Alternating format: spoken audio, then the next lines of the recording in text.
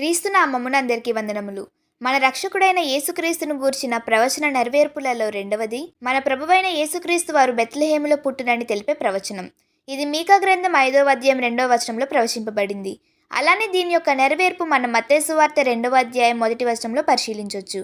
బెత్లెహేము యూదావారి కుటుంబములలో స్వల్ప గ్రామమైనను ఇశ్రాయేలీయులను మరియు సర్వలోకమును ఏలబోయే చక్రవర్తి దానిలో నుండి వచ్చెను. అలానే పురాతన కాలము మొదలుకొని శాశ్వత కాలము ఆయన ప్రత్యక్షమగుచుండెను అని పాత నిబంధనలో ప్రవచింపబడింది. దీని యొక్క నెరవేర్పు ప్రకారమే క్రీస్తు యూదయా దేశపు బెత్లెహేములో జన్మించెను.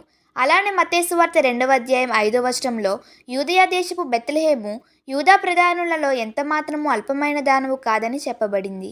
దేవుని సంకల్పము చొప్పున అల్పమైన దానిలో నుండే గనుడైన అధిపతి జన్మించాడు. అల్పమైన దానిని దేవుడు ఘనమైనదిగా మార్చాడు.